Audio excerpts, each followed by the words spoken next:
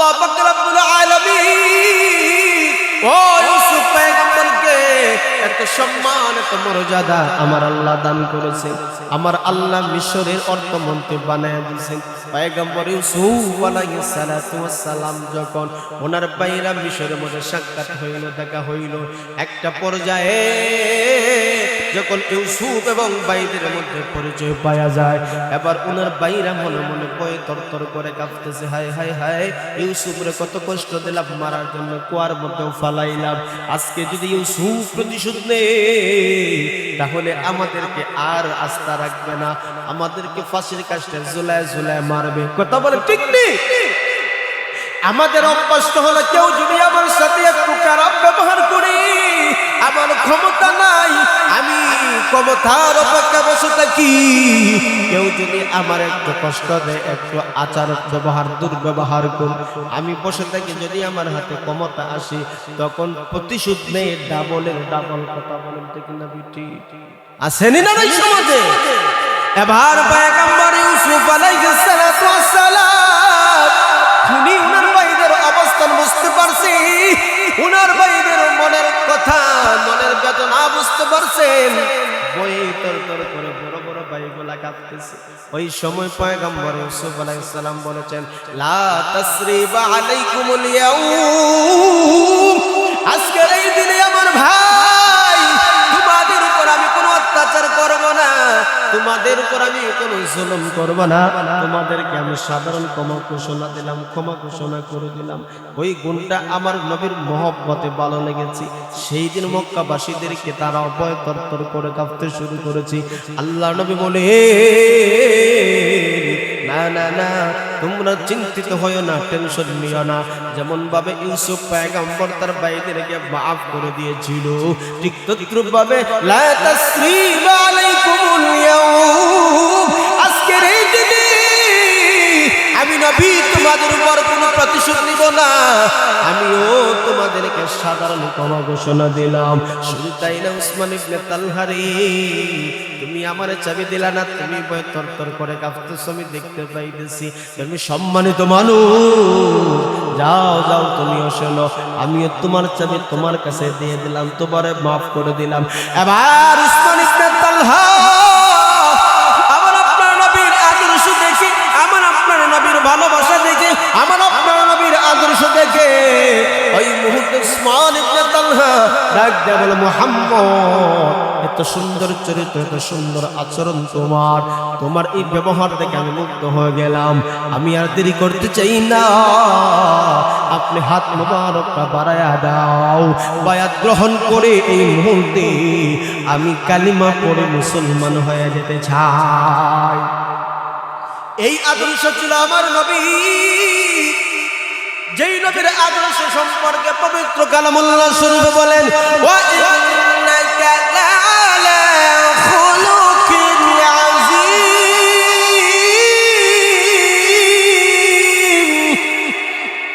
আল্লাহ পাক রব্বুল আলামিন আমার আপনার নবী মায়ের নবীর চরিত্র সম্পর্কে সার্টিফিকেট দিয়েছে। এই সার্টিফিকেট, ওগো নবী, আপনারা তো হলেন উত্তম চরিত্রের অধিকারী, আপনার চরিত্র তামাম দুনিয়ার মধ্যে সবচাইতে সেরা চরিত্র। এই জন্য আল্লাহ বলেন, লাকাদ কানা লাকুম ফি রাসূলিল্লাহি উসওয়াতুন হাসানাহ লিমান কানা ইয়ারজুল্লাহ ওয়াল ইয়াউমাল আখিরাহ ওয়া যাকারাল্লাহ কাসীরা। আল্লাহ পাক রব্বুল আলামিন বলেন, যারা আখিরাত বিশ্বাসী, আল্লাহকে বেশি বেশি স্মরণ করে, তাদের জন্য আমার রাসূলের মধ্যে রয়েছে উত্তম আদর্শ, আমার রাসূলের মধ্যে রয়েছে উত্তম ব্যবহার, উত্তম আদর্শ। আমার রাসূলকে ফলো করো, আমার রাসূলকে অনুসরণ করো। যদি রাসূলের আদর্শ সমাজে বাস্তবিত হয়ে যায়, যদি রাসূলের আদর্শ সমাজের মধ্যে প্রতিষ্ঠিত হয়ে যায়, শান্তির একটা সমাজ প্রতিষ্ঠিত হয়ে যাবে। তুমি দয়াল, তুমি রহিম, তুমি মেহেরবান, সব কিছুর উপর কেবল তোমার অবস্থান। ওগো আল্লাহ সুবহান, ওগো আল্লাহ মেহেরবান, ওগো আল্লাহ সুবহান, ওগো আল্লাহ মেহেরবান। দয়াল তুমি রহিম তুমি মেহেরবান সব কিছুর উপর কেবল তোমার অবস্থান ওগো আল্লাহ সুবহান ওগো আল্লাহ মেহেরবান ওগো আল্লাহ সুবহান ওগো আল্লাহ মেহেরবান দিনান্তে ওই সন্ধ্যা তারা দীপ জেলে যায় আকাশে আনমনা হই মেঘের পাখি চাঁদটা যখন হাসি দিনান্তে ওই সন্ধ্যা তারা দীপ জেলে যায় আকাশে আনমনা হই মেঘের পাখি চাঁদটা যখন হাসি তোমার অসীম লীলা খেলা তোমার অসীম লীলা খেলা বুঝে না যে মন ভোলা তোমার অসীম লীলা খেলা বুঝে না যে মন ভোলা বুঝে না যে কার মহিমায় করে আহ্বান ওগো আল্লাহ সুবহান ওগো আল্লাহ মেহেরবান ওগো আল্লাহ সুবহান ওগো আল্লাহ মেহেরবান সকলে একবার পড়ি না আলহামদুলিল্লাহ। নবজাগরণ সমাজ কল্যাণ সংস্থার উদ্যোগে ৩৮ নং ওয়ার্ড নাজিরের গাঁও জালালাবাদ সিলেট এর উদ্যোগে আজকের তাফসীর কোরআন মাহফিলে চলমান অধিবেশনের শ্রদ্ধাভাজন সম্মানিত সভাপতি সাহেব অত্র এলাকার বিশিষ্ট মুরব্বিয়ানে কেরাম সভাপতির আসনে বসে আছেন আপনাদের মসজিদের সম্মানিত ইমাম এবং খতিব সাহেব বিদগ্ধ আলেমে দ্বীন মুফতি ওয়ালিউল্লাহ মাসুম সাহেব চমৎকার আলোচনা করে থাকেন। দেশের বিভিন্ন প্রান্তে দ্বীনের দাওয়াত নিয়ে আলহামদুলিল্লাহ ছুটে বেড়ান, চমৎকার আলোচনা। ইনশাআল্লাহ আপনাদের ইমাম সাহেব খতিব সাহেব নির্দিষ্ট সময় আপনাদের নিয়ে দিল খোলা আলোচনা হবে ইনশাআল্লাহ। আমরা হযরতের সিহতে ইলম আমলে আল্লাহ যেন বরকত দান করেন, সকলে বলেন আমিন। বিশেষ করে আমার পাশে মুরব্বিয়ানে কেরাম বসে আছেন, মঞ্চে মুরব্বিয়ানে কেরাম বসে আছেন, নওজোয়ান ভাইরা বসে আছেন, স্নেহের ছোট ছোট ভাই মাইকের পর্দার আড়াল থেকে প্যান্ডেলের আড়াল থেকে অনেক মা ও বোন হাতের কাজ কাম বাদ দিয়ে আলোচনা শোনার জন্য বসে আছেন। সকলকে আন্তরিক মোবারকবাদ, অভিনন্দন। আল্লাহ তাআলা যেন আজকের এই মাহফিলকে নাজাতের উসিলা বানান, সকলে বলেন আমিন। বিশেষ করে অত্র এলাকার মুরব্বিয়ানে কেরামদের, উলামায়ে কেরামগণের, নওজোয়ানদের অক্লান্ত পরিশ্রমে আজকের এই মাহফিল।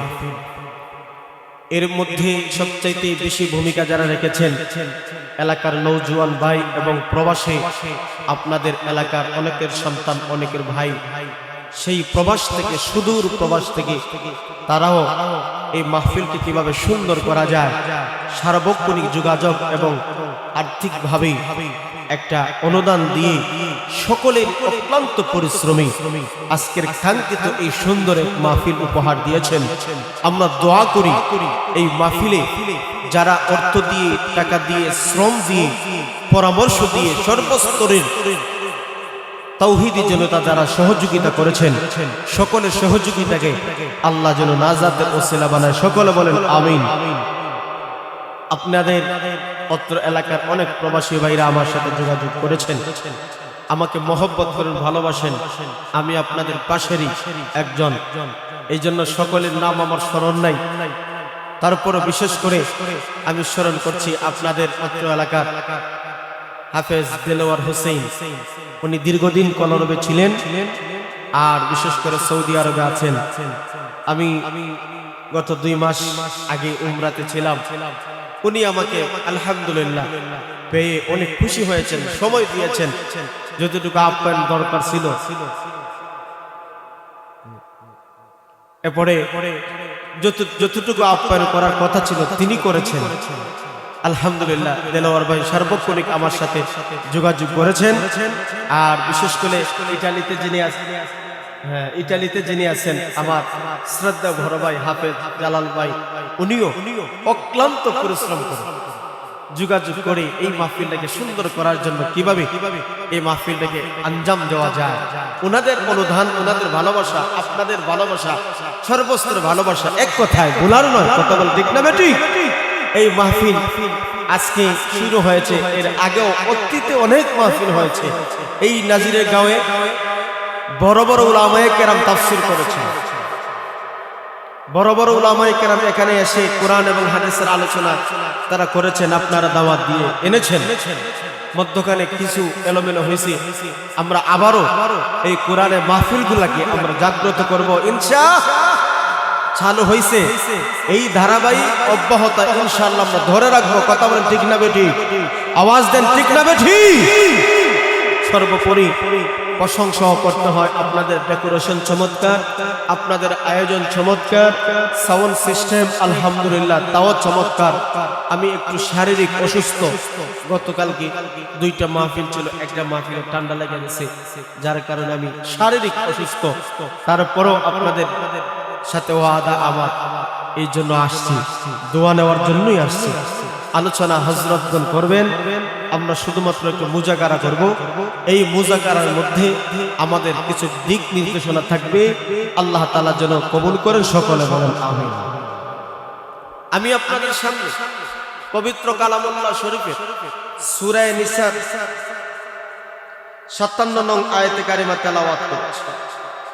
যদি মহান আল্লাহ পাক রব্বুল আলামিন তৌফিক দান করেন, আলোচ্য আয়াতকে সামনে নিয়ে কিছু আলোচনা করার চেষ্টা করব। আল্লাহ তাআলা যেন দুনিয়া আখিরাতের কল্যাণ দান করেন, সকলে বলেন আমিন। আমাদের সমাজে, আমাদের বাস্তবে জীবনে যেই দুইটা জিনিস অত্যন্ত গুরুত্বপূর্ণ, এই দুইটা জিনিস আমি আজকে আলোচনা করার জন্য ইচ্ছা করেছি। আজকে এই দুইটা জিনিস আমাদের ব্যক্তিগতভাবে, সামাজিকভাবে, রাষ্ট্রীয়ভাবে খুবই কম অবহেলা। একটা হলো সমাজে আমানত বলতে কিছুই এখন নাই। 2 নম্বর হলো সমাজে ন্যায় বিচার ইনসাফ বলতে এখন খুবই কম। আওয়াজ দেন, কথা বলেন ঠিক না বেঠিক? আপনারা একটু আওয়াজ দিয়েন, আমার সাথে থাকেন, ইনশাআল্লাহ আমরা আজকের আলোচনা সুন্দরভাবে সমাপ্ত করার চেষ্টা করব। আজকের সমাজে, আমাদের সমাজে আমানত নাই, কথা বলেন ঠিক না বেটি? আমানত বলতে এই কোনো কিছুই এখন নাই, যদিও সামান্য আছে, এটা খুবই কম। আর বিচার বললে আরো তো অবহেলা আমাদের মাঝে। মুখ দেখে বিচার হয়, বংশ দেখে বিচার হয়, টাকা দিকে বিচার হয়। কথা বলেন ঠিক না বেটি? একবারে হাইকোর্ট থেকে নিয়ে গ্রাম্য আদালত পর্যন্ত বিচারের মধ্যে 6 জন। কথা কয় আসেনি না নাই? অথচ সমাজ শান্তিময় করার জন্য, পরিবার শান্তির জন্য, সমাজ শান্তির জন্য, দেশ শান্তির জন্য, এই সমাজে যদি ন্যায় ইনসাফ বিচার যদি না থাকে, এই সমাজে শান্তির আশা করা যায়? শান্তির আশা করা যায়? আল্লাহ পাক রব্বুল আলামিন নির্দেশ দিয়েছেন। আল্লাহ পাক রব্বুল আলামিন আমার আপনার হাবিবকে নির্দেশ দিয়েছেন, ইন্নাল্লাহা ইয়া'মুরুকুম আন তু'আদ্দুল আমানাতি ইলা আহলিহা। আল্লাহ তাআলা তার হাবিবকে প্রথমে নির্দেশ দিয়েছেন, ওগো আমার হাবিব, যার কাছে যেই পাওনাগুলো আছে আপনি তার পাওনাগুলো তার কাছে দিয়ে দাও। এক ব্যক্তিকে উদ্দেশ্য করে এই আয়াত কেন নাযিল হয়েছে, কিন্তু তার হুকুম কিন্তু ব্যাপক। যার কাছে যত পাওনা আছে, পাওনাদারে পাওনা তার কাছে পৌঁছে দেওয়ার দায়িত্ব আমার, নির্দেশ কার? আরো জোরে বলেন। এখন এই পাওনাগুলা যদি আপনি আমি এই দুনিয়াতে আদায় না করি, কত যে সমস্যা হবে, কত যে অসুবিধা হবে, কত যে বিপদে পড়বো, এটা তো আমরা জানি বুঝি, কিন্তু আমরা আমল নেই না। কষ্ট করে ইবাদত করবেন, আমল করবেন, সব কামাই করবেন, এই দুনিয়াতে পাওনাদারের পাওনা না দিলে কিয়ামতের কঠিন ময়দানে আল্লাহর কাঠগড়ায় আপনাকে আসামি হয়ে দাঁড়াতে হবে। কথা বলেন ঠিক না? ঠিক। রাসূল বলেছেন, সাহাবীরা বলো তো দেখি, দুনিয়ার মধ্যে সবচাইতে গরিব সবচাইতে দরিদ্র ব্যক্তিকে? তখন সাহাবায়ে কেরাম বলেছিল, হুজুর আমরা যতটুকু জানি সবচাইতে দরিদ্র এবং হতভাগা হইল যার অর্থ নাই, টাকা নাই, পয়সা নাই। আল্লাহর নবী মায়ার নবী বলেন, শুনো, এটা তো হলো দুনিয়ার হাইসিয়তে ধনী এবং গরিব পার্থক্য করার একটা মাধ্যম হইল যার অর্থ আছে, টাকা আছে, পয়সা আছে, ওই ব্যক্তি দুনিয়াতে ধনী, ওই ব্যক্তি দুনিয়াতে ধনাঢ্য ব্যক্তি। কিন্তু দুনিয়াতে যার অর্থ নাই, টাকা নাই, পয়সা নাই, আমরা জানি সে হলো গরিব। আমি এই গরিবের কথা বলি নাই, আমি ওই ব্যক্তির কথা বললাম কিয়ামতের কঠিন ময়দানে সবচাইতে দরিদ্র ব্যক্তি কে হবে জানোনি? যেই বান্দা বান্দি নেক আমল করেছে, আল্লাহর হুকুম আহকাম পালন করেছে, জান্নাতি পর্যন্ত হইয়া গেছে, কিন্তু দুনিয়াদারের পাওনা তার পাওনাগুলো আদায় করে নাই, দুনিয়াতে পাওনাদারের হকগুলো আদায় করে নাই, দুনিয়াতে হক তার মিটায়া যায় নাই। ওই পাওনাদার যখন আল্লাহর কাছে কাট করা দাঁড়িয়ে বলবে, মালিক আমি অমুকের কাছে টাকা পাই, অমুকের কাছে আমার পাওনা আছে, আপনি পাওনাগুলো দেওয়ার ব্যবস্থা করে দেন। আমি দুনিয়াতে গরিব ছিলাম, আমি দুনিয়াতে অসহায়, আমার দুনিয়াতে কোনো পাওয়ার ছিল না, শক্তি ছিল না, কিন্তু তার পাওয়ার ছিল, শক্তি ছিল, ক্ষমতা ছিল, আমাকে টাকাগুলা দেয় নাই, আমার পাওনাগুলা দেয় নাই। এবার আপনি আমার পাওনাগুলা মিটায় দেওয়ার ব্যবস্থা করে দেন। আহকামুল হাকিমিন, যিনি ইনসাফ কায়েম করবেন, ন্যায় বিচার প্রতিষ্ঠিত করবেন, আমার আল্লাহ বলবেন, যাও তুমি পাওনাদারের পাওনাগুলা মিটাইয়া আসো। পাওনাদারের পাওনা যখন মিটানোর জন্য যাবে, ওই মুহূর্তে বান্দা ডাকতে বলবে, এটা হলো আখিরাত। এই আখিরাতে তুমি দুনিয়াতে টাকা পাইতা, কিন্তু এই দুনিয়াতে তো আজকে নাই, আখিরাতে চলে আসছে, টাকাও তো চলে না। কি দিয়ে ভাই তোমার পাওনা মিটায় দিব? বান্দা বলবি, তোমার যে নেক আমল গুলা আছে আমারে দিয়ে দাও, নেক আমল গুলা তুমি আমারে দাও। নেক আমল যখন বান্দা তার হক আদায় করার জন্য দিয়ে দিবি, ওই বান্দা বলবে, ভাই তুমি আমারে মাফ করে দাও। ওই পাওনাদার বলবে, না না না, এখনো আমি তোমাকে মাফ করার দেওয়ার সময় উপযুক্ত আমি পাই নাই, কি দিলে তুমি আমারে মাফ করবে? ওই বান্দা বলবে, আমার কিছু গুনাহ আছে, ওই গুনাহগুলো তুমি নিয়ে যাও।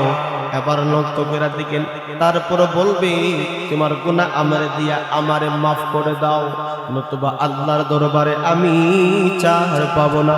এবার দেখে নেক আমলগুলা সব দিয়া দিল, গুনাহগুলা নিয়ে নিল।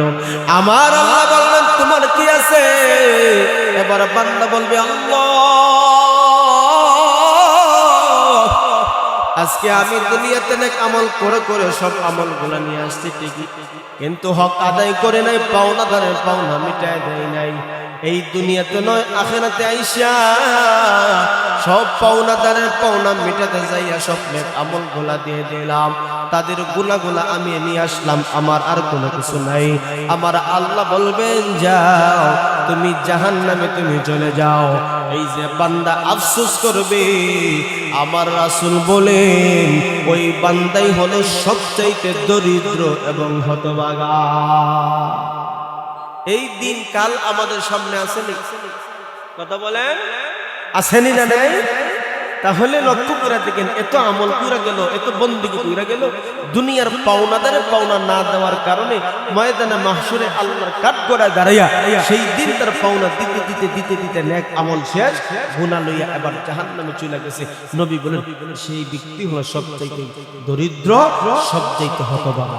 এবার বুঝে শুনে উত্তর দেন, আমাদের কাছে কোনো মানুষ যদি কোনো পাওনা পায়, তখন হক এই দুনিয়াতে মিটাইয়া পাওনা দেওয়ার দরকার আছে না? আর জোরে বলেন। এই জন্য আল্লাহ বলেন, ওগো আমার হাবিব, দুনিয়াতে যার কাছে যত পাওনা আছে, হক আছে, হকটা হলো দুই প্রকার। একটা হলো হকুল্লাহ, আল্লাহর হক। দুই নম্বর হলো হকুল ইবাদা, বান্দা বান্দির হক। আল্লাহর হক বান্দা তুমি যদি নষ্ট করে ফেলো, আল্লাহ চাইলে তুমি যদি শিরিক না করো, আমার আল্লাহ চাইলে তার গুনাহগুলো মাফ করতে পারেন, কিন্তু একটা জিনিস মনে রাখবা, শিরিক করে ফেললে আমার আল্লাহ এই গুনাহ মাফ করে না। ইন্নাশ শিরকা লাযুলমুন আযীম, নিশ্চয় শিরিক হচ্ছে মারাত্মক বড় একটা অপরাধ। কথা বলেন ঠিক না বেটি? এই শিরিক গুনাহ আমার আল্লাহ মাফ করে না। আজকে আমাদের সমাজে বিভিন্ন ভাবে শিরকি কার্যকলাপ আছে না না?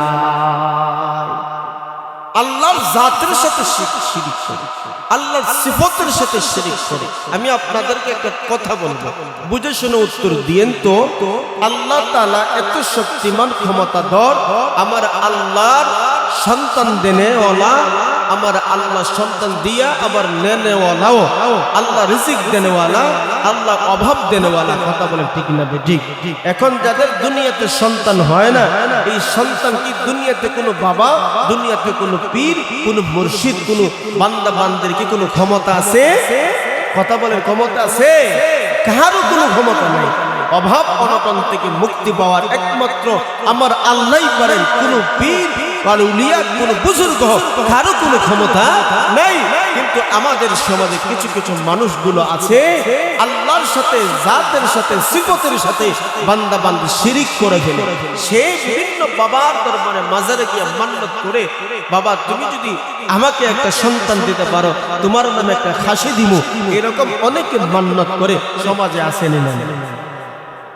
কোন পীর এবং মুর্শিদের এমন কোন ক্ষমতা আছে? কেন করে? ওনাদের জ্ঞান, ওনাদের দিমাগ খুবই কম, দ্বীনে ইলম খুবই কম। না জানার কারণে মানুষ ঈমান ধ্বংস করছে, আমল ধ্বংস করছে। আওয়াজ দেন ঠিক না? শিরিক করা যাবে না, এটা আল্লাহর হক। শিরিক কখনোই করা যাবে না। আল্লাহর জাত এবং সিফতের সাথে কখনো শিরিক চলে না। 2 নম্বর বিষয় হলো বান্দা বান্দি, তুমি মানুষের পাওনাগুলো যে আছে, হকগুলো আছে, এই হকগুলো তোমাকে আদায় করতে হবে। আল্লাহ চাইলে শিরিক যদি না করো, আর যদি গুনাহ কাটা তোমার থাকে, আল্লাহ চাইলে মাফও করতে পারে। কিন্তু একটা কথা মনে রেখো, দুনিয়ার পাওনাদারের পাওনা তুমি যদি মিটিয়ে না দাও, ময়দানে মাহশরে আল্লাহর কাঠগড়ায় দাঁড়িয়ে হিসাব দিতে হবে। সেই দিন তোমার দুনিয়ার নেক আমলগুলো সব শেষ হয়ে যাবে, জাহান্নামী হয়ে যাবে। এই দুনিয়া থেকে আমার কাছে কেউ যদি পায়, আমার টাকা নাই, সম্পদ নাই, তাকে দিতে পারি না, যেইভাবে হোক, একা একা হোক, গোপনে হোক, তার বাসায় গিয়া, বাড়িতে যাইয়া হাতে ধরি, পায়ে ধরি, ভাই আমার মাফ করে দাও। কারণ ময়দানে মাহশরে ধরলে এই ধরা এত সহজে ছাড় পাওয়া যাবে। এই জন্য পাওনাদানের পাওনাটা মিটাই দিতে হবে। এই আয়াতের ছোট্ট একটা ছানানো জল আছে, আরো বুঝবেন।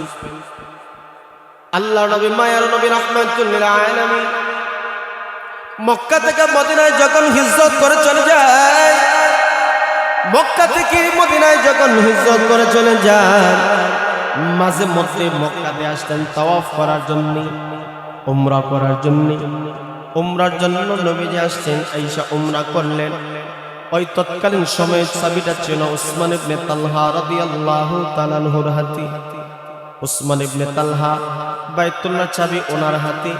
নবী বলেন, উসমান ইবনে তালহা, তুমি আমাকে চাবিটা দাও, আমি বাইতুল্লাহর ঘরে ঢুকি, কাবার ঘরে ঢুকি, আমি 2 রাকাত নামাজ পড়তে চাই। উসমান ইবনে তালহা ডাকতে বলে, মুহাম্মদ, না না না, তোমাকে আমি চাবি দিতে পারবো না, কারণ এই সময় হয় নাই, চাবি দেওয়ার সময় হয় নাই, যার কারণ আমি তোমাকে চাবি দিতে পারি না। নবী বললেন, আমি চলে যাব, একটু সুযোগ করে দাও, তোমার কাছে চাবি, ওই চাবিটা দিলে আমি 2 রাকাত নামাজ পড়ব।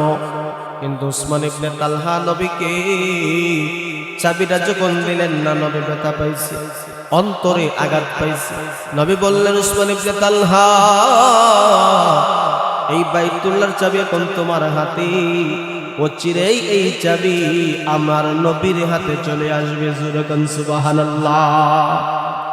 আমার নবী যে কথাগুলো বলেন, একটা 100 সত্য কথা বলে, ঠিক না? দেখি, আমার আপনার নবীর কথা মিথ্যা হতে পারে না। আমার আপনার নবীর কথা কখনো মিথ্যা হতে পারে না। এই জন্য নবী বললেন উসমান ইবনে তালহা এই চাবিটা একদিন আমার হাতে চলে আসবে, একদিন আমার হাতে চলে আসবে। নবীও চলে গেলেন, বাইতুল্লাহে নামাজ পড়তে পারলেন না, কাবা ঘরে ঢুকে নামাজ পড়তে পারলেন না। দিক দিগন্তে যখন ইসলামের বিজয়গুলা যখন দিক দিগন্তে শুরু হয়ে গেল, একটা পর্যায়ে মক্কা যখন বিজয়, মক্কার মধ্যে যখন নবী সাহাবায়ে কেরামদেরকে নিয়ে মক্কা বিজয় করে ফেললেন, আল্লাহ নবী মায়ার নবী মক্কাতে সাহাবায়ে কেরামদেরকে নিয়ে যখন ঢুকলেন, ওই মুহূর্তে মক্কার লোকেরা বড় পেরেশান। কারণ মুহাম্মদকে কত কষ্ট দিয়েছি, আজকে মুহাম্মদ আমাদেরকে কঠিন থেকে কঠিন শাস্তির সম্মুখীন করবে। এই জন্য মক্কার বড় বড় লিডাররা ভয়ে তরতর করে কাঁপে, মক্কার নারী পুরুষরা সকলে তরতর করে কাঁপে। নবীজি উপলব্ধি করতে পারছেন মক্কার মানুষগুলা কাঁপতেছে ভয়ে। আল্লাহর নবী মায়ের নবী তিনি তো হলেন রাহমাতুল আলামিন।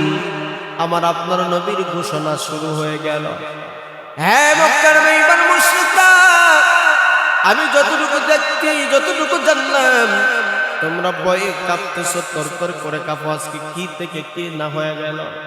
তবে একটা কথা আমি তোমাদেরকে ঘোষণা দিয়ে দিই, তোমাদেরকে একটা ঘোষণা আমি দিয়ে দিই। তোমাদের বড় বড় লিডার গুলা যারা আছে, আবু সুফিয়ান বড় বড় লিডার গুলা যারা আছে, তাদের লিডারের পরে তোমরা যদি অবস্থান নিতে পারো তোমরা নিরাপদ। তোমরা মক্কা ছেড়ে যদি অন্য কোনো রাষ্ট্রের মধ্যে তাৎক্ষণিকভাবে তোমরা চলে যেতে পারো তোমরাও নিরাপদ। তোমরা বাইতুল্লাহর আশপাশে যদি অবস্থান নিতে পারো তাহলে তোমরা নিরাপদ, তোমাদের উপর অত্যাচার করা হবে না। আল্লাহর নবী কিছু অপশন বলে দিলেন, এই কাজগুলো করলে তোমরা নিরাপদ হয়ে যাইবা। ওইদিকে লক্ষ্য করে দেখো উসমান ইবনে তালহা, তার তো হাতে ছিল বাইতুল্লাহর চাবি, উনিও একটা পাহাড়ের উপর উঠে গেছি। পাহাড়ের উপর উঠে যাওয়ার কারণে আল্লাহর নবী মায়ার নবী রাহমাতুল লিল আলামিন ওই মুহূর্তে বললেন, সাহাবীরা যাও, উসমান ইবনে তালহা চাবি নিয়ে বাইতুল্লাহ চাবি নিয়ে পাহাড়ের উপর উঠে গেছে। আমাকে নামাজ পড়ার জন্য আমি সুযোগ চেয়েছিলাম, সে আমার দেয় নাই। যাও তার কাছ থেকে চাবিটা তোমরা নিয়ে আসো। সাহাবায়ে কেরাম জোর জবরদস্তি করে চাবিটা নিয়ে আসলেন। আল্লাহর নবী মায়ার নবী ওই মুহূর্তে চাবিটা পাওয়ার পরে উসমান ইবনে তালহা সঙ্গে সঙ্গে আসে। উসমান ইবনে তালহাকে নবী বললেন, উসমান ইবনে তালহা, আমি তোমার কাছে উমরা করার সময় চাবি চাইছি, তুমি তো চাবি দাও নাই। এই চাবিটা এবার কার হাতে আছে বলো?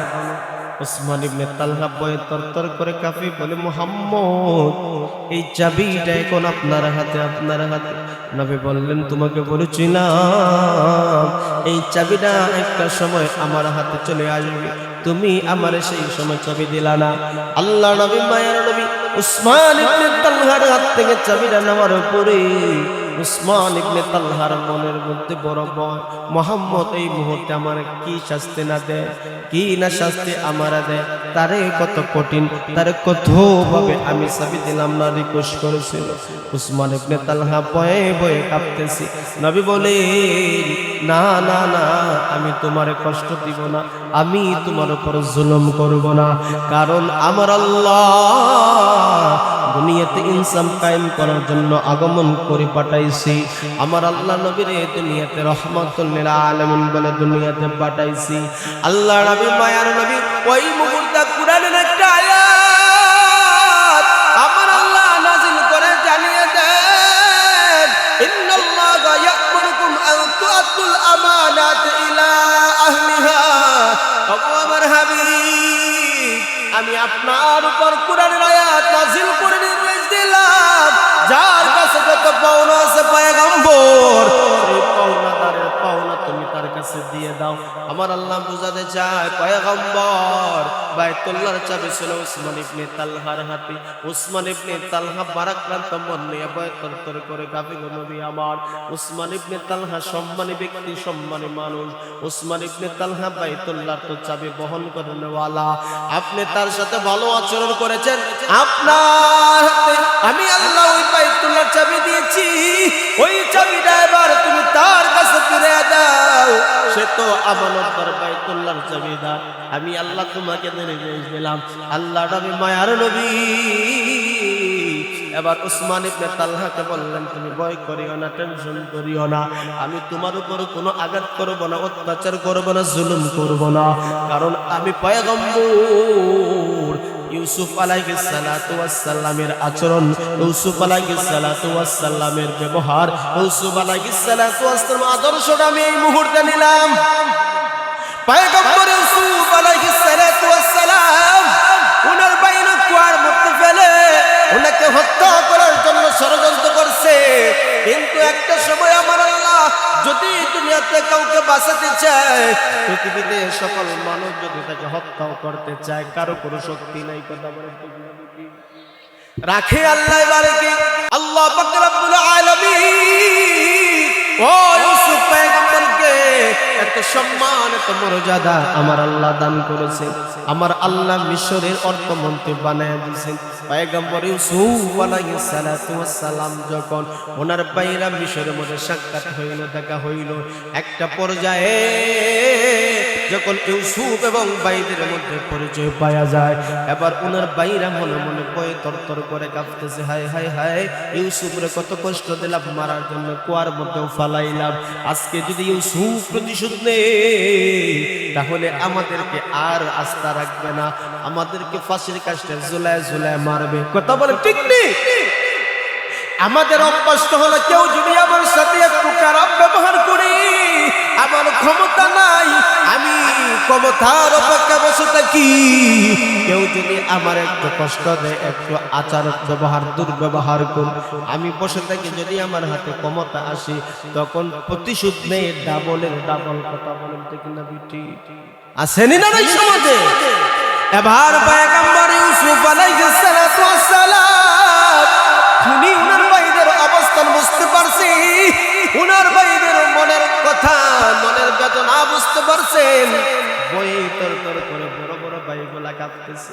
ওই সময় পয়গম্বর ইউসুফ আলাইহিস সালাম বলেছেন, লা তাসরিবা আলাইকুমুল ইয়াউম, আজকের এই দিনে আমার ভাই তোমাদের উপর আমি কোনো অত্যাচার করব না, তোমাদের উপর আমি কোনো জুলুম করব না, তোমাদেরকে আমি সাধারণ ক্ষমা ঘোষণা দিলাম, ক্ষমা ঘোষণা করে দিলাম। ওই গুণটা আমার নবীর মহব্বতে ভালো লেগেছে। সেই দিন মক্কাবাসীদেরকে তারা ভয় তরতর করে কাঁপতে শুরু করেছে। আল্লাহ নবী বলে, না না না, তোমরা চিন্তিত হয়ো না, টেনশন নিও না। যেমন ভাবে ইউসুফ পয়গম্বর তার ভাইদেরকে মাফ করে দিয়েছিল, ঠিক তদ্রূপ ভাবে লা তাসরিবা আলাইকুমুল ইয়াউম, আজকের এই দিনে আমি নবী তোমাদের উপর কোনো প্রতিশোধ নিব না, আমিও তোমাদেরকে সাধারণ ক্ষমা ঘোষণা দিলাম। শুধু তাই না, উসমান ইবনে তালহা রে, তুমি আমার চাবি দিলা না, তুমি ভয় তরতর করে কাঁপতেছো, আমি দেখতে পাইতেছি, তুমি সম্মানিত মানুষ, যাও যাও তুমিও শোনো, আমিও তোমার চাবি তোমার কাছে দিয়ে দিলাম, তোমারে মাফ করে দিলাম। এবার উসমান ইবনে তালহা আমার আপনার নবীর আদর্শ দেখে, আমার আপনার নবীর ভালোবাসা দেখে, আমার আপনার নবীর আদর্শ দেখে ওই মুহূর্তে উসমান ইবনে তালহা ডাক দেয়া বলে, মুহাম্মদ, এত সুন্দর চরিত্র, এত সুন্দর আচরণ তোমার, তোমার এই ব্যবহার দেখে আমি মুগ্ধ হয়ে গেলাম। আমি আর দেরি করতে চাই না, আপনি হাত মোবারকটা বাড়ায়া দাও, বায়াত গ্রহণ করে এই মুহূর্তে আমি কালিমা পড়ে মুসলমান হয়ে যেতে চাই। এই আদর্শ ছিল আমার নবী, যেই নবীর আদর্শ সম্পর্কে পবিত্র কালামুল্লাহ শরীফ বলেন, ওয়া ইন্নাকা লা'আলা খুলুকিন আযীম।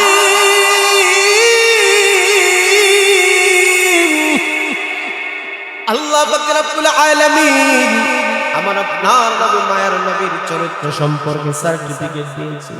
এই সার্টিফিকেট ওগো নবী আপনারা তো হলেন উত্তম চরিত্রের অধিকারী। আপনার চরিত্র তামাম দুনিয়ার মধ্যে সবচাইতে সেরা চরিত্র। এই জন্য আল্লাহ বলেন লাকাদ কানা লাকুম ফি রাসূলিল্লাহি উসওয়াতুন হাসানাহ লিমান কানা ইয়ারজুল্লাহা ওয়াল ইয়াউমাল আখিরাহ ওয়া যাকারাল্লাহা কাসীরা। আল্লাহ পাক রব্বুল আলামিন বলেন যারা আখিরাত বিশ্বাসী আল্লাহকে বেশি বেশি স্মরণ করে তাদের জন্য আমার রাসূলের মধ্যে রয়েছে উত্তম আদর্শ, আমার রাসূলের মধ্যে রয়েছে উত্তম ব্যবহার, উত্তম আদর্শ। আমার রাসূলকে ফলো করো, আমার রাসূলকে অনুসরণ করো। যদি রাসূলের আদর্শ সমাজে বাস্তবিত হয়ে যায়, যদি রাসূলের আদর্শ সমাজের মধ্যে প্রতিষ্ঠিত হয়ে যায়, শান্তির একটা সমাজ প্রতিষ্ঠিত হয়ে যাবে।